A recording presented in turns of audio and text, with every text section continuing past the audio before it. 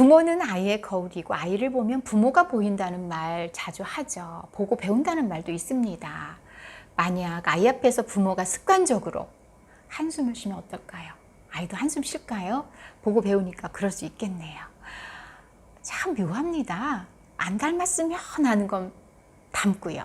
안 따라 했으면 하는 건 더 닮고 금방 배우죠.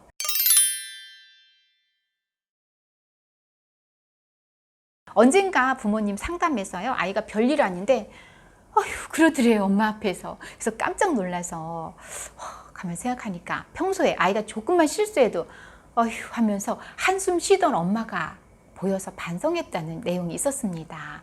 별 의미 없이 따라 쉬었다 하더라도요, 아이가 한숨 쉬면 참 당황스럽습니다. 한창 밝고 환하고 예뻐야 될 말 그대로 천진한 아이가 세상 온갖 근심 담은 한숨을 쉬다니 부모 입장에서 말도 안 되는 거죠. 어른들은 고민이 있거나 힘들 때, 가슴이 답답할 때 좀 이렇게 숨을 크게 몰아쉬느라고 한숨 쉬는 거잖아요. 그러면 왜 좀 시원해지잖아요. 근데 아이가 무슨 그런 고민과 걱정이 있다고 한숨 쉬나 싶죠. 부모님 입장에서는 얘가 왜 그럴까요? 아니 애가 무슨 한숨일까요? 그리고 애 보고 네가 무슨 걱정이 있다고 한숨이야. 이렇게 마음도 읽고 싶고 궁금도 하지만 그 전에 꼭 짚을 게 있습니다. 아이 앞에서 대놓고 아이 어떤 행동에 대해서 한숨 쉬지 않았는가 합니다. 그건요, 나 참 네 행동 한심하다 이런 의미로 전달돼요.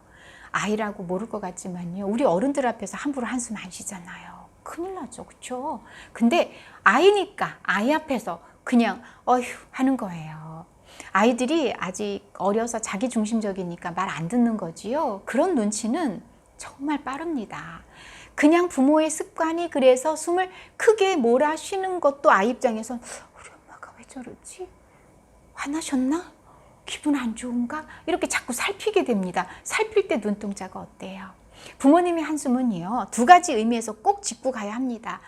이런 상황에서 한숨 쉬는구나, 이걸 학습합니다. 한숨 따라 쉬는 것도 문제지만 부모님의 한숨은요, 아이의 자존감을 말 그대로 팍팍 낮춘다는 사실입니다. 아이 앞에서 한숨 쉬면 아이 자존감 내려간다. 무슨 근거일까요? 그래요, 아시죠? 저 우리 아이를 위한 자존감 수업 저자잖아요. 자주 얘기했습니다. 자존감 3요소, 그 중에서 안전감이 있습니다. 안전감을 느껴야 아이의 자존감이 높아져요. 내 편이야, 세상은 안전해, 불안하지 않아, 편안해, 나는 사랑하는 엄마 아빠가 계셔, 이런 걸 느끼게 하는 겁니다. 근데 한숨 올리시고 내리십니다. 그런 부모님 앞에서 편안하고 안정된 마음을 갖기란 어려워요. 불안하잖아요. 눈치 잘 봐요. 아이들은요, 약한 존재이기 때문입니다. 특히나 부모님의 기분, 느낌에 큰 영향을 받습니다.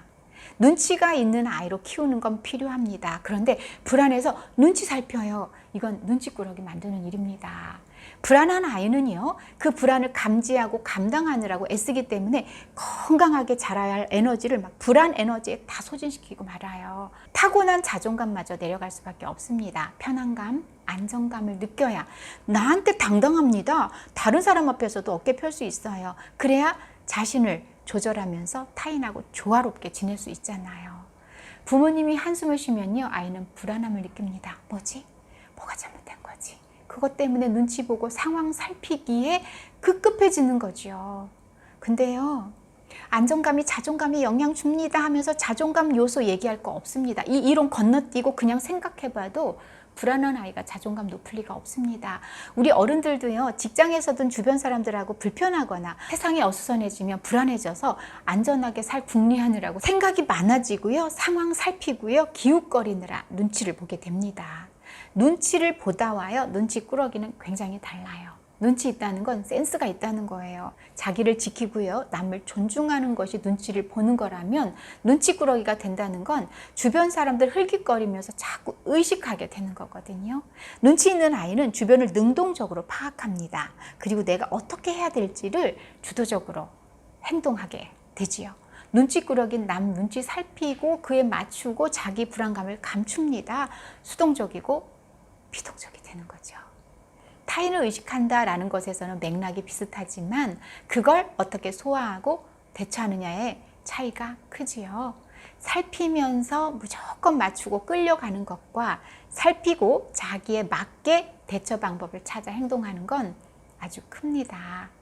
만약 위기감을 느껴서 불안하다면 어른들조차도 자존감이 낮아져요. 개인적인 문제든요, 사회적이고 국가적인 문제든 코로나처럼 전 세계적인 위기 상황에서 불안함 때문에 일이 손에 안 잡히는 사람 정말 많았습니다. 반면에 약간 좀 담담하게 지나갈 거야. 모든 사람이 잘 겪고 있고 좀 견디면 나아질 거야. 이렇게 불안을 다스리는 사람도 있습니다. 사람마다 기질과 성격적인 차이가 있지만요. 불안을 많이 느끼는 것도 어렸을 때 양육 환경에 의해서도 영향받습니다. 아이 불안하게 하는 한숨 조심해야 합니다. 만약 어른이라면 안전하지 않은 공간이라든가 위기감 느낄 때요, 물리적인 공간을 바꿀 수가 있어요. 예를 들어 집안이 불편하거나 불안을 감지하게 되면 대처 능력이 있습니다. 밖으로 나가든지 선택의 여지가 있는 반면에 아이들은 꼼짝없이 집에 있어야 합니다. 어른은 불안하면 친구나 다른 사람과 대화를 한다든가 상담도 할 수 있지요. 이렇게 다른 방법을 찾아서 노력할 수 있는 능력이 있는 반면에 아이는 마음의 불편한 상황을 바꿀 능력이 없습니다. 어른에 의해서 좌우되고요. 보호받아야 할 존재잖아요. 아동보호란 용어 있어요. 힘없고 보호받을 존재이기 때문에 보호해야 한다는 거고요.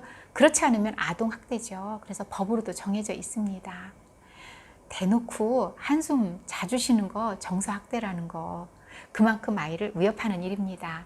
부모가 제공하는 안전기지가 자존감 형성에 굉장히 중요한데요. 아이에게 물리적인 안정감을 제공해야 합니다. 겨울엔 춥지 않게, 여름엔 덥지 않게, 지나치면 아이 힘들잖아요.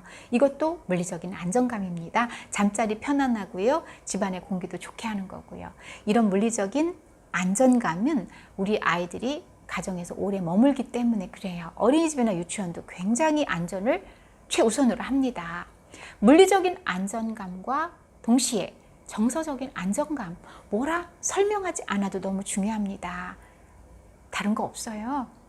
사랑하고 의지하는 부모님이 편안하고 행복해야 하는 건데, 이런 부모님이 한숨을 몰아쉬면서 걱정한다든가 세상 탓을 한다든가 막 불안한 뉴스, 아이가 소화하기 힘든 소재가 나오는 뉴스를 계속 틀어놓고요.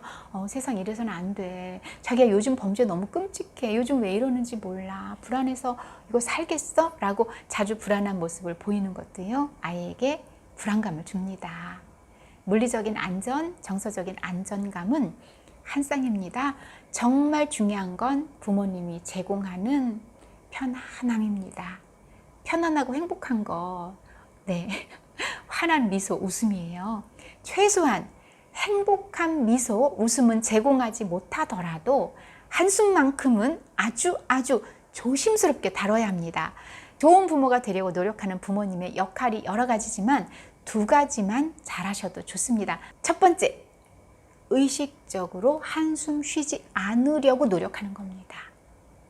두 번째, 의식적으로 웃으려고 노력하는 겁니다. 임영주 부모교육연구소 슬로건이요. 부모님 행복, 아이도 행복, 이거예요. 윌리엄 제임스의 행복해서 웃는 게 아니라 웃어서 행복하다는 말, 저도 이 말 참 좋아합니다.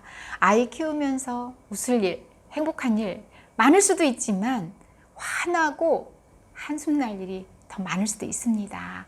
그래서요, 부모님의 미소하고 환한 표정은 의식적으로 노력해야 한다는 거고요. 아이 앞에서 한숨은 저절로 나올 수 있기 때문에 또 의식해서 이 한숨을 쉬지 않으려고 노력해야 하는 겁니다. 저절로 나오는 한숨은 어떡하나요? 라고 하실 수 있는데요. 난 진짜 어떤 순간에는 한숨을 몰아쉬어야 좀 숨을 쉬는 것 같아. 그렇지 않으면 답답해 라고 하신다면 제일 좋은 곳이요?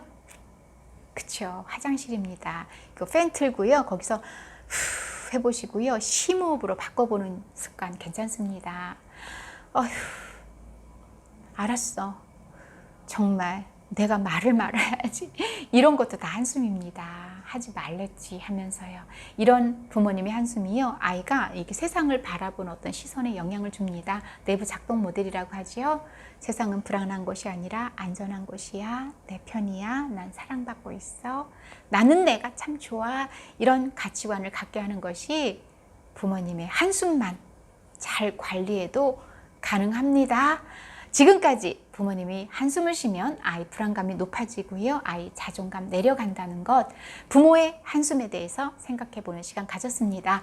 육아로 지쳐서 나도 모르게 나온 한숨에 대해서 내가 편하자고 몰아쉬는 이 습관적 한숨에 내 소중한 아이에게 큰 의미가 있구나 공유됐기를 바라면서요. 웃으면 행복하고 웃는 것도 습관이 된다고 하니까 또 더 잘 웃으려면 연습해야 한다고 하니까요. 활짝 웃는 연습하면서 마치겠습니다. 감사합니다.